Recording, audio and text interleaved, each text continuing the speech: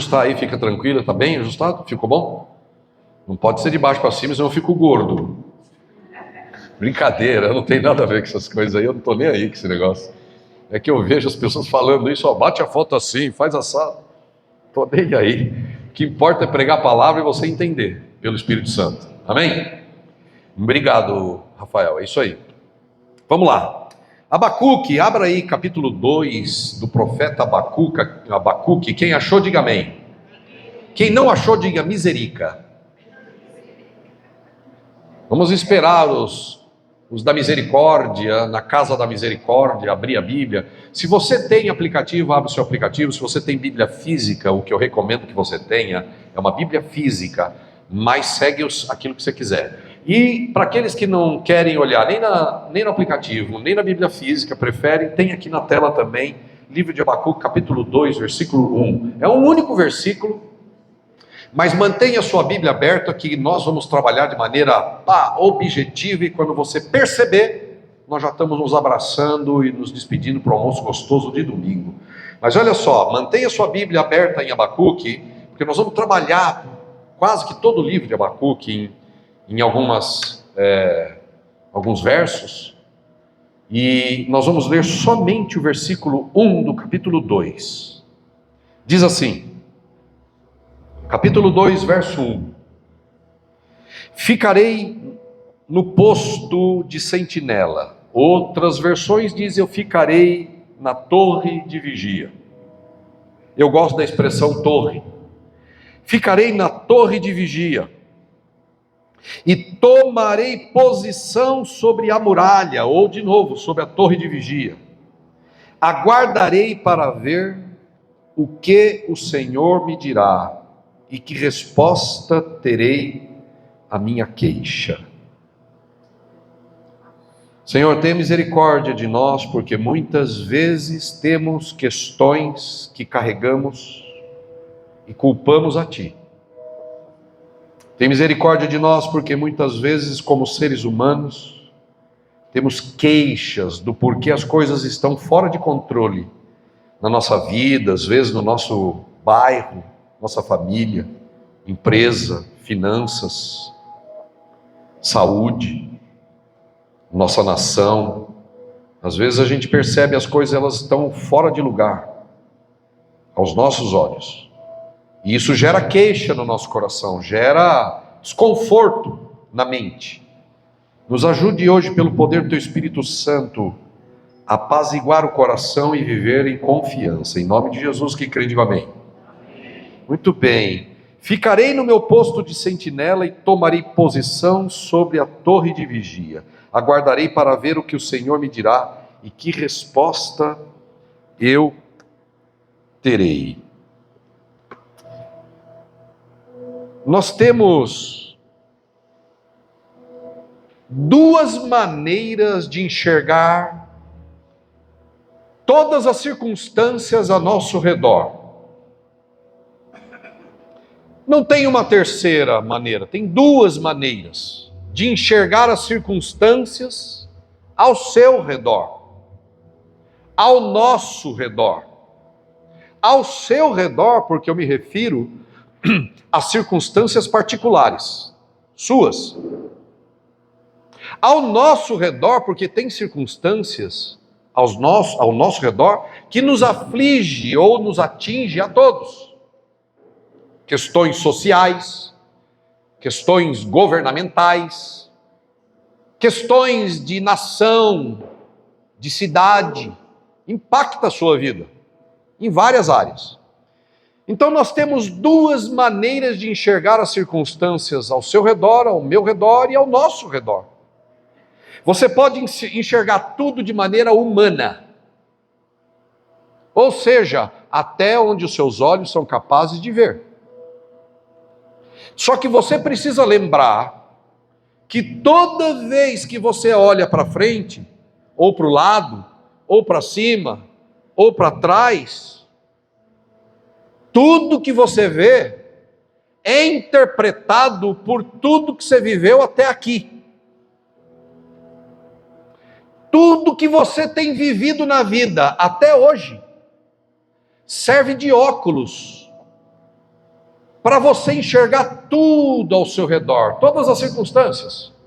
E é por isso que muitas vezes você tem uma mesma circunstância acontecendo para muitas pessoas, e se você for lá e perguntar para ela, como você vê essa circunstância? Essa aqui vai ter uma opinião, essa aqui vai ter outra opinião, essa aqui vai ter outra opinião, aquela lá vai ter outra opinião, e as opiniões de uma mesma circunstância, de um mesmo acontecimento, de um mesmo fato, são diferentes.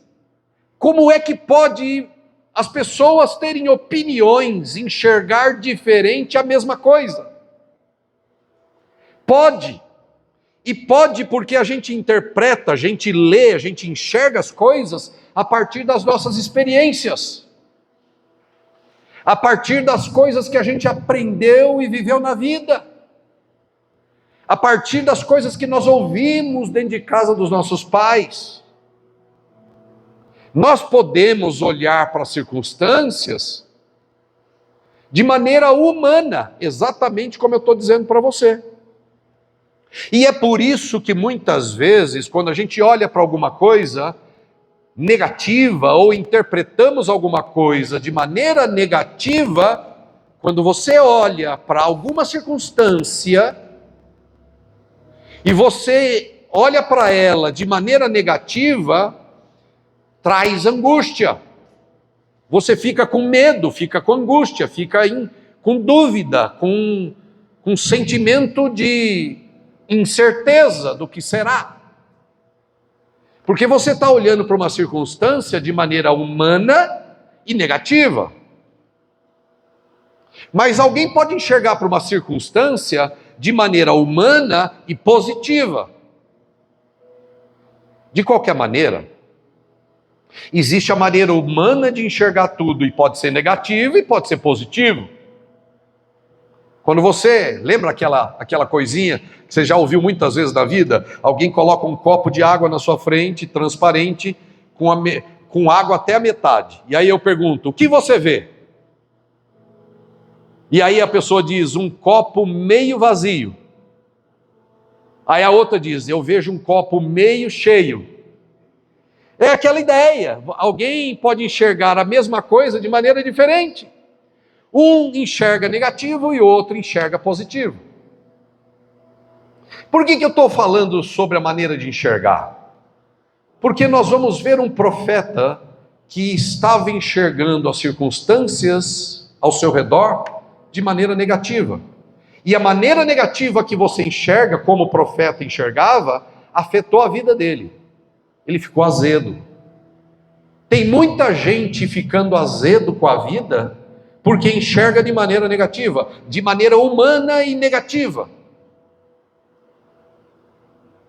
Mas existe uma segunda forma de você enxergar as circunstâncias, e nós enxergarmos a circunstância da nossa vida, que é a maneira espiritual. É o óculos, não da experiência humana, são os óculos não do viver, agora são os óculos não do que você aprendeu com seu pai, com a sua mãe, não são os óculos da ciência, não são os óculos da capacidade humana, do poder humano, do recurso humano, são os óculos do Espírito, os óculos da fé, os óculos da confiança em Deus. E na verdade, assim como Deus queria que o profeta Abacuque aprendesse a enxergar tudo de maneira espiritual, Deus também quer que você e eu aprendamos a enxergar todas as circunstâncias de maneira espiritual. Deus não quer que você enxergue o culto da igreja de maneira espiritual. Ele quer que você olhe lá dentro do seu trabalho, da sua profissão, de maneira espiritual. Deus quer que você viva dentro da sua casa e enxergue o que está acontecendo de maneira espiritual. Então, tem duas maneiras de enxergar tudo: humana ou espiritual. Você precisa fazer uma escolha. De que maneira você vai enxergar as coisas que te acontecem? De que maneira você vai decidir enxergar as coisas que estão ao seu redor? Abacuque teve uma briga com Deus, briga entre aspas, uma briga desigual, né? Porque quem briga com Deus sempre sai perneta, assim como Jacó. Então não tem quem possa brigar com Deus e discutir com Deus, porque Deus é todo sabedoria, Ele é um Deus eterno. E Abacuque, assim como a gente, também tinha queixas, e teve um momento que ele ficou azedo. Vamos ver o azedume de Abacuque. Capítulo 1, versículo de número 1 até o 4, o profeta Abacuque está azedo. O profeta Abacuque está chato. Gente sem fé fica chata. Gente sem confiança fica pessimista. Gente sem confiança fica reclamão, negativamente reclamão. Xingando todo mundo e culpando todo mundo. Já se sentiu assim? Não, só eu, né? Versículo 1. Você também, Pedro?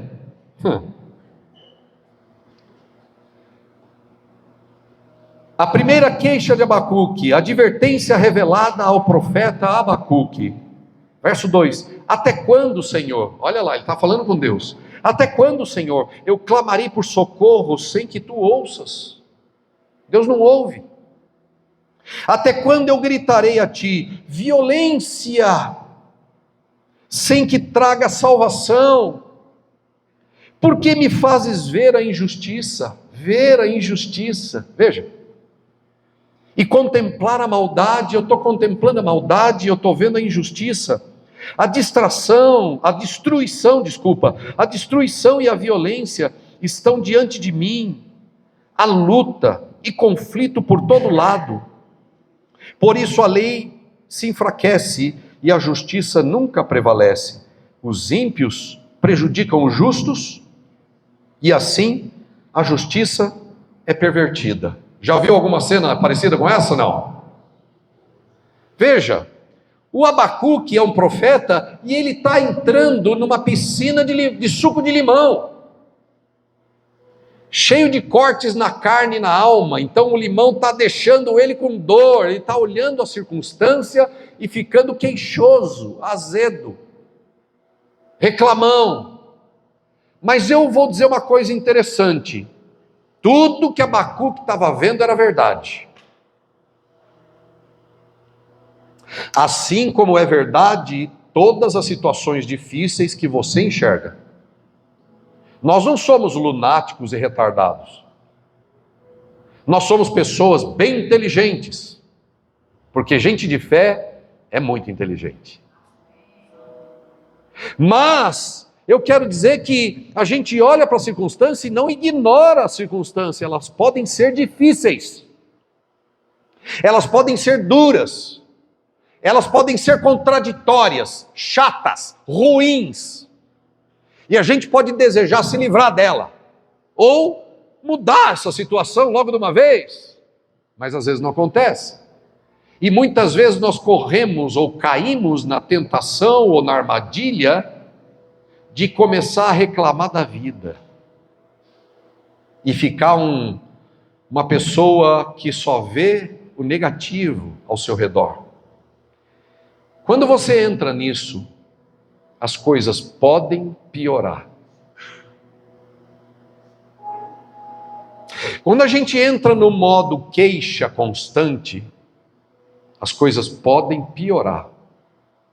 Quando você entra no modo azedume e reclamação constante, e pessimismo constante, e reclamação negativa constante, porque reclamar uma vez ou outra todo mundo faz, é natural. A gente não está aqui para viver numa vida ruim.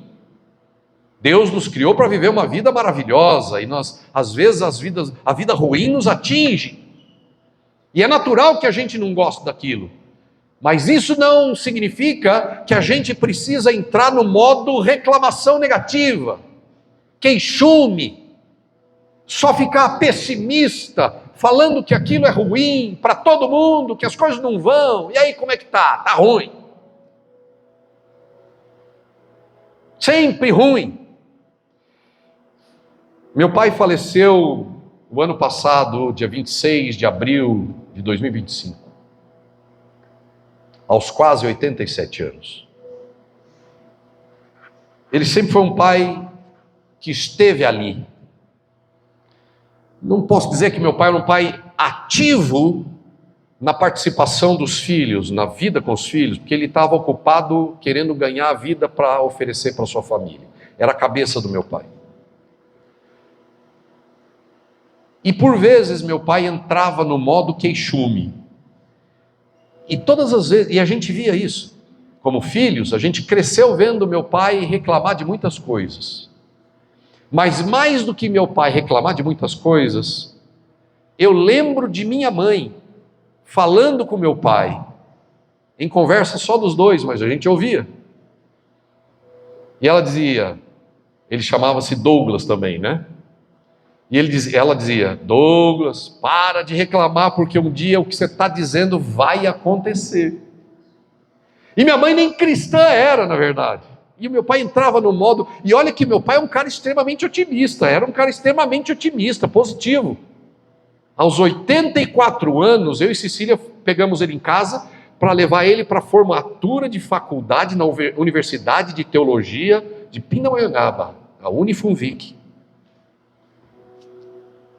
Eu e ela fomos buscar, e ele ia buscar o diploma, ele ia participar da formatura de teologia. No carro, atrás, ele dizia, eu estou pensando em fazer direito. Eu não sei se eu faço direito ou se eu faço jornalismo. O homem mal conseguia subir no carro e descer do carro sozinho. Mas ele tinha esse espírito realizador, sabe? Mas às vezes o queixume pegava e minha mãe dizia, olha, e você sabe que aconteceu mesmo. Meu pai foi industrial. Eu não estou dizendo que tudo que a gente vive significa que a gente entrou no modo azedo e aí tudo acontece por causa do azedume. Mas boa parte das coisas ruins tem a ver com o nosso azedume. E o profeta entrou nisso. E ele começou a se queixar. E veja, só porque é verdade o que você está vendo, não nos dá o direito de viver reclamando. A gente acha que porque é verdade que a vida está ruim às vezes, isso nos dá o direito de ficar reclamando. Não nos dá. E aí, se você e eu entrarmos no modo reclamação constante, azedume de cara e de alma, as coisas podem piorar. Por que eu digo isso? Porque veja o que Deus responde para Abacuque no verso 5. Ele diz assim, olhe as nações e contemplem-nas, fique atônito e pasme, pois nos seus dias farei algo em que não creriam se vocês fossem contados. Estou trazendo os babilônios, nação cruel e impetuosa, que marcha por toda a terra, toda a extensão da terra, para apoderar-se de moradias que não lhes pertencem. Ou seja, Abacuque estava azedo e dizendo, está ruim, está ruim, está ruim, está ruim, está ruim. Aí Deus olha para ele e fala assim, está ruim? Pois eu digo para você que vai piorar. E vai piorar por quê? Porque Deus é vingativo? Não. Porque a gente não é grato. A gente tem a tendência de focar no negativo. Por causa do pecado, a gente tem a tendência de focar no que falta e não no que tem. Foque no que tem e não no que falta. E Deus queria ensinar o profeta Abacuque a focar no que tem. Nós vivemos uma geração que está roubando a fé dos seus jovens. Por quê? Porque existe uma mídia em todos os sentidos, televisiva, outdoors, visuais, audíveis, digitais, dizendo, persiga algo lá na frente. E você só vai ser feliz quando você conquistar lá na frente. Essa ideia, ainda que possa parecer positiva, de perseguir um objetivo, o grande problema é que nunca traz satisfação com o que você tem agora. E isso pode virar um monstro e comer a sua fé. Isso pode virar um monstro e devorar a sua esperança, devorar a sua confiança em Deus, porque você só vai ser feliz quando você tiver as circunstâncias ruins mudadas, ou se você conseguiu o que você quer lá na frente, porque o que você tem agora não me alegra, não é bom. Bom é o que eu quero lá na frente. Quando a gente não é grato pelo que tem hoje, as coisas podem piorar e rápido.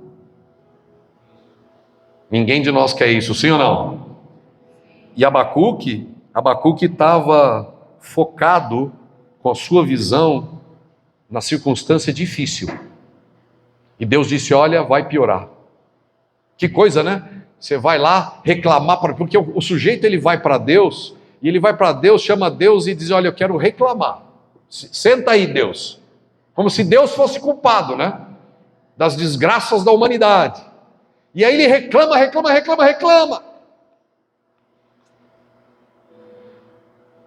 E Deus faz essa declaração de que vai piorar. Mas Abacuque toma uma decisão sábia. Então veja, a primeira coisa que eu e você devemos fazer é não brigue com Deus e com a circunstância que está ao seu redor. Não brigue.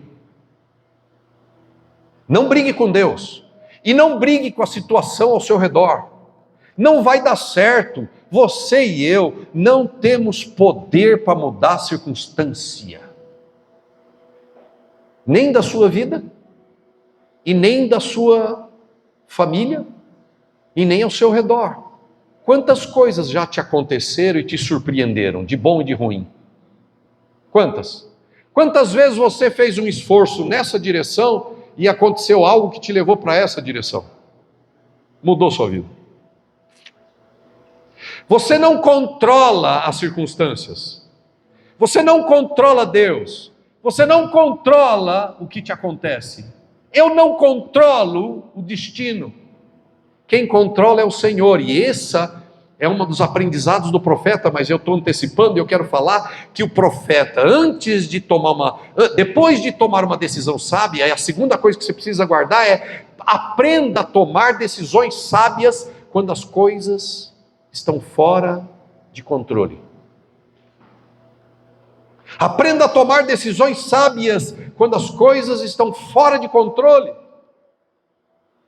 Abacuque tomou uma decisão sábia, e daí a gente começou a nossa leitura. Abacuque 2, de 1 a 3, ele diz, Abacuque 2:1, vamos no 2:1, ficarei no meu posto de vigia, diga.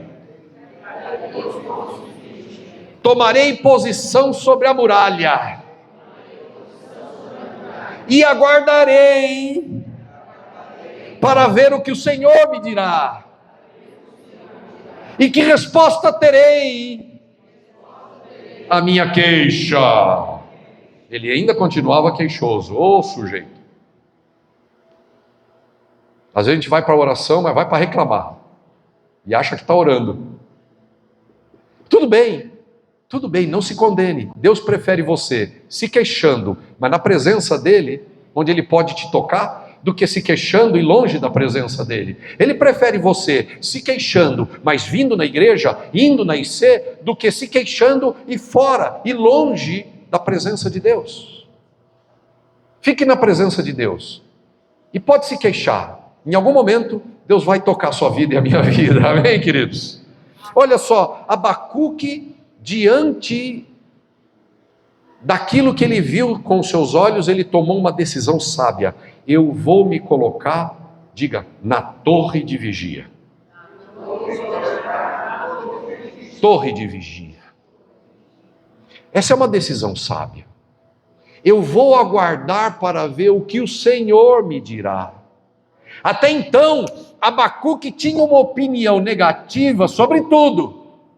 Quantas vezes você e eu temos opinião ou opiniões negativas sobre tudo que está acontecendo? A coisa mais fácil que tem é acreditar que a gente tem razão.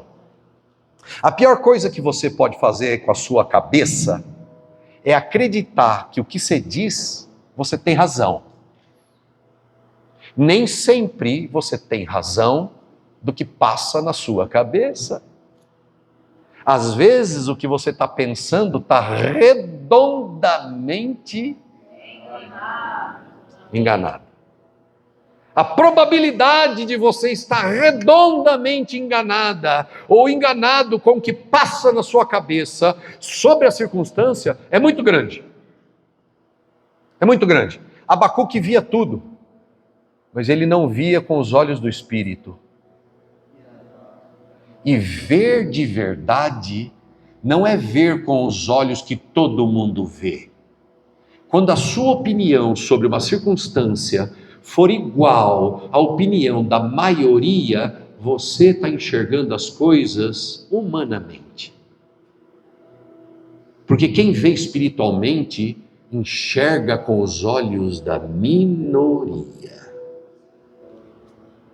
Eu não estou defendendo minorias políticas, não tem nada a ver com o que eu estou falando. Estou falando que a minoria é capaz de desenvolver a habilidade de enxergar com os olhos do Espírito, da fé. E se eu e você não aprendermos a enxergar com os olhos da fé, a gente fica parado no azedume, na queixa. E isso não vai dar legal para você, nem para mim.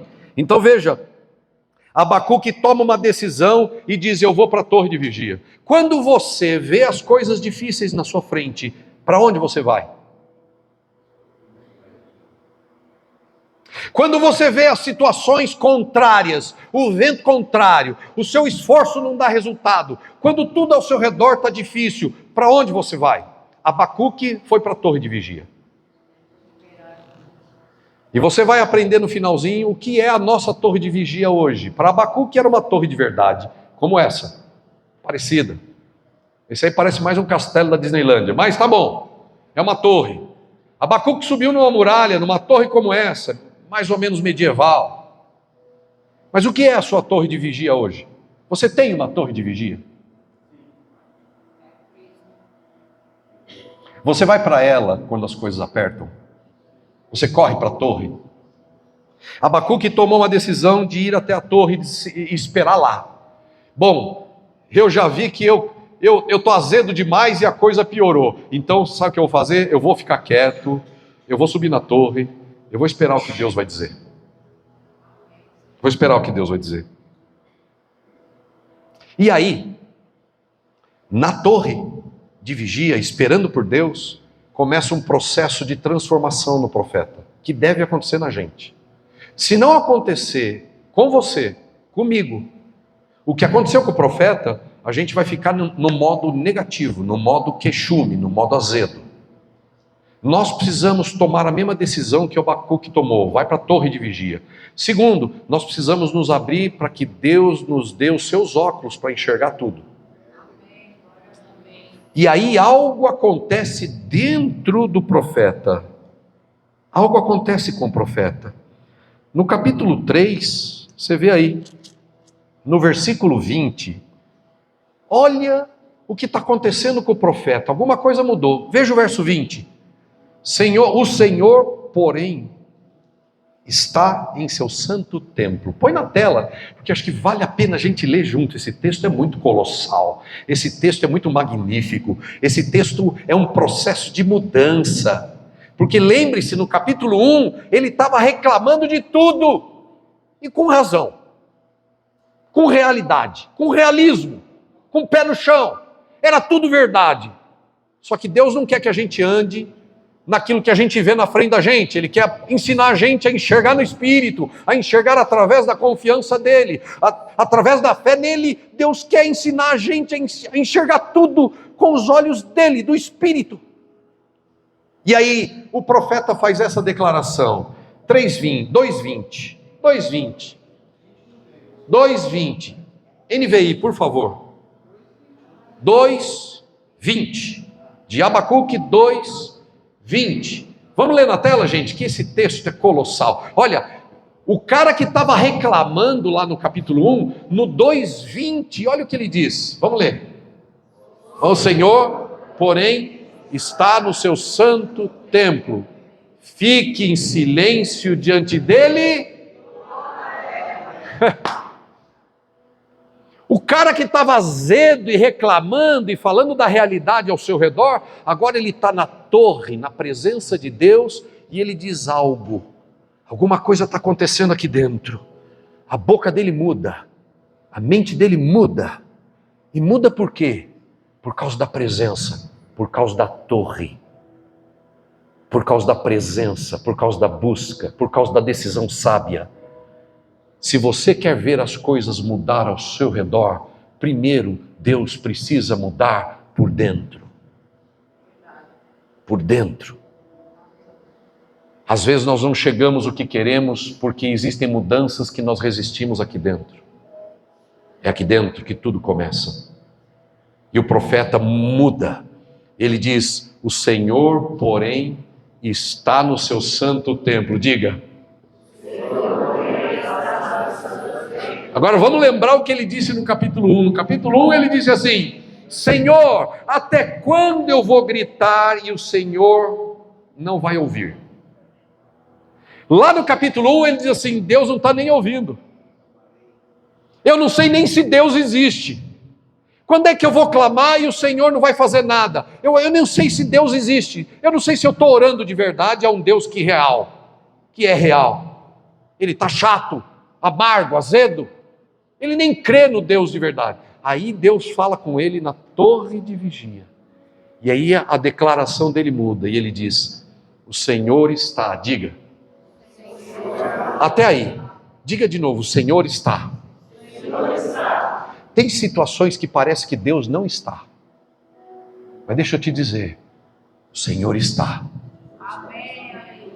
Tem momentos da vida que parece que Deus te abandonou. Mas deixa eu te dizer, o Senhor está. Parece que não está. Mas eu digo para você que Ele está. Eu não sei o que você está vivendo, mas eu quero te dizer que o Senhor está. E Ele está com você, e Ele está na circunstância, Ele está cuidando de tudo, Ele está te ouvindo. O Senhor está no santo templo. E o que a gente tem que fazer quando a gente olha tudo ruim? Fique em silêncio. Silêncio. Muito bem. A mudança então acontece dentro do Abacuque. Põe a mão aqui assim em você, ó, e diga: Senhor de Abacuque, Deus de Abacuque, meu Deus, meu Jesus, o que fizeste com Abacuque, faz aqui também. Me transforma de negativo em positivo. Inverte o polo de energia dentro do meu ser, de negativo para positivo, da ausência de Deus para a presença de Deus, de olhos humanos para olhos divinos. Me transforma, Senhor. Amém. E alguma coisa acontece. E acontece 4 coisas dentro de Abacuque que eu quero que aconteça dentro da gente. No versículo de número 16, do capítulo 3, você vai ver 4 coisas que acontecem dentro de Abacuque, que precisa acontecer dentro da gente. 4 coisas. Primeiro, vamos ler o verso, daí a gente fala as 4 coisas. Verso 16, do capítulo 3. Ouvi isso, e o meu íntimo estremeceu, meus lábios tremeram, meus ossos desfaleceram e as pernas vacilaram. Tranquilo, esperarei o dia da desgraça, que virá sobre o povo que nos ataca. Presta atenção. No capítulo 1, Abacuque está azedo e culpando Deus. Aqui, no capítulo 3, algo acontece, não é fora ainda. Lembre-se, guarde isso. As mudanças que Deus precisa fazer em você não é ao seu redor, mas dentro de você primeiro. Primeiro dentro de você. Deixa Ele fazer. Dá condição para Ele. Abre a porta. Você lembra de Jesus em Apocalipse? O texto diz, vocês conhecem, muitos aqui conhecem, se não conhece, leia. Mas diz assim, diga comigo, eis que estou à porta e... Deus não vai arrombar a porta da sua vida para transformar áreas que você não quer. Se você quer transformações que mudam de verdade, dentro e fora, eu e você precisamos deixar Deus fazer essas 4 coisas dentro da gente. Primeiro ele diz, em meu íntimo, ouvi isso e o meu íntimo estremeceu. Deus precisa fazer algo no meu íntimo, no meu interior. A coisa é aí dentro. Veja, enquanto Abacuque falava para Deus de coisas fora, Deus dizia para Abacuque, é dentro. Você acha, enquanto Abacuque queria que Deus resolvesse as coisas por fora, Deus queria resolver as coisas de dentro de Abacuque. Você tem deixado Deus resolver as coisas de dentro de você? 2 coisas importantes. O problema nunca é problema de verdade. E Deus não se ilude com a sua capacidade de realização. O problema nunca é problema de verdade, lá fora. E Deus nunca se ilude com a nossa capacidade de realização. Nunca. Ele olha para dentro. E não para aquilo que você está fazendo fora. Ele olha para dentro. Olha aí, Deus, eu estou fazendo algo maravilhoso. Aí Deus olha e fala, é mesmo? Engraçado. Sua obra fora é linda, mas dentro não bate. Deus olha para dentro. Eis que estou à porta e bato. Se alguém abrir o seu coração, abrir a sua vida, eu vou entrar, vou cear com ele, vou transformar a sua vida de dentro para fora. Primeira coisa é Deus, veja, a primeira mudança que Deus faz no Abacuque é no íntimo. Depois ele diz, o meu íntimo estremeceu, os meus lábios tremeram, até o jeito dele falar mudou, a boca muda. Quando você deixa Deus operar de dentro de você, a boca muda, o jeito de falar muda. Não vai ficar falando de azedume, de negativo, vai mudar. Os lábios tremem, mudam. Terceiro, o corpo dele e as pernas dele vacilaram. Os ossos, as pernas. Veja, o corpo da gente começa a seguir uma outra direção. O primeiro é o íntimo, o segundo é os lábios, o terceiro é o corpo. Ele diz, os ossos e as minhas pernas vacilaram. Deus afeta tanto, impacta tanto a vida da gente positivamente, transforma tanto, que afeta o íntimo, afeta os lábios positivamente e afeta o corpo positivamente. Seu corpo vai sentir a mudança. Quando Deus tem liberdade de trabalhar dentro da gente, os nossos neurônios, os nossos impulsos elétricos, as nossas químicas internas, elas vão seguir a fé. Vão seguir as emoções bíblicas, vão seguir as emoções do Espírito, e o seu corpo vai mudar, você vai ter sentimento melhor, você vai dormir melhor, vai ficar mais distensionada, você vai cantar melhor. Esses dias que passaram, há 2 semanas atrás, o Bonovox, que é o vocalista da banda U2, a banda mais reconhecida como pop rock do mundo. Quem conhece o U2? Quem mandou conhecer seu roqueiro? Sunday Bloody Sunday. Sunday Bloody Sunday. Não, eu estou cantando aqui. Se fosse eu não estaria cantando. Então, mas não ouve a gente. Você é membro dessa igreja aqui. Fica ouvindo o que a gente está falando aqui. Tá bom? Brincadeira. Olha só, tem muita gente falando bobeira em nome de Deus. Não é porque fala em nome de Deus que está certo. Se não bater com o que está escrito, não ouçam. A palavra final é a Bíblia, é a palavra de Deus. Amém, querido? Eu não estou puxando a orelha, estou te amando. Beleza? Sunday, Bloody Sunday. Então, o Bonovox tinha um problemão com o pai dele. A coisa de alguns meses, não sei, um X tempo aí atrás, ele até gravou uma música que ele falava do pai. O pai ficou doente, ele gravou uma música sobre isso. E aí, coisa de tempo atrás, ele entrou numa igreja, não sei onde, e pediu perdão para Deus por carregar tanto tempo, tanta mágoa do pai. O texto é emocionante. Ele pediu perdão a Deus por carregar mágoa, e ele perdoou o pai dele, que já tinha morrido há muito tempo. E ele saiu. E ele diz que sentia a alma dele leve, mas o mais impressionante da história é o seguinte: quando ele foi cantar e gravar com a banda dele, U2, depois dessa atitude de perdoar, de andar na fé, na confiança em Deus, de fazer o que a Bíblia manda, ele foi gravar uma música, ele foi cantar num show, eu não lembro. E a banda parou e perguntou para ele: o que foi que você fez? Ele falou assim: como assim? A sua voz é outra. A banda inteira percebeu uma mudança na voz dele. E a ciência depois explicou. Porque por anos, por décadas, ele cantava com uma voz bonita, mas com tensão.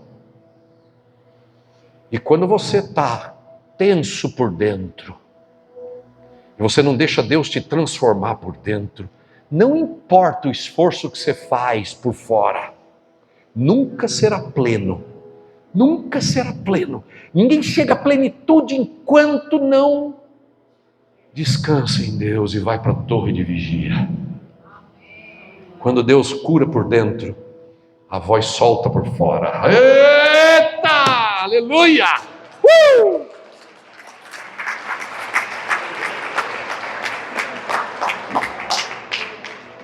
4 transformações dentro de Abacuque, no meu íntimo, nos meus lábios, no meu corpo, mas também na minha alma. Na alma, nas emoções, lá dentro. Ele diz, diga comigo, tranquilo esperarei.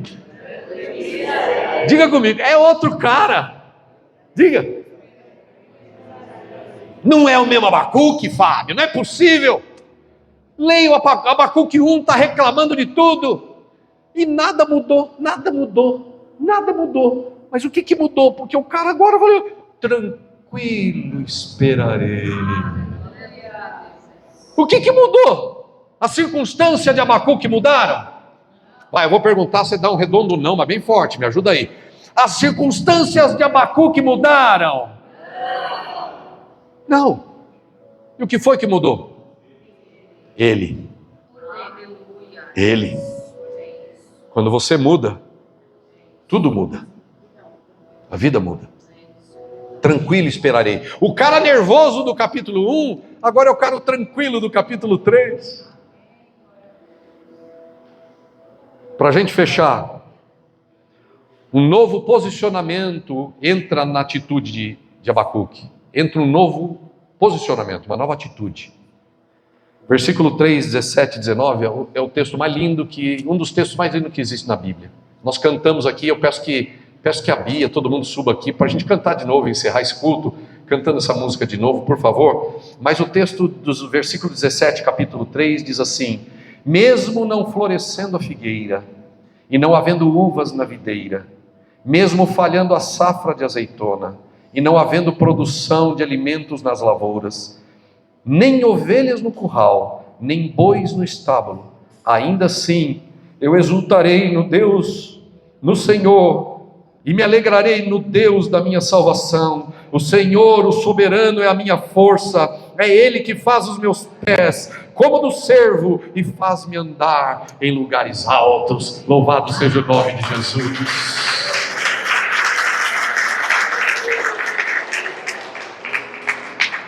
A torre de vigia hoje é outra.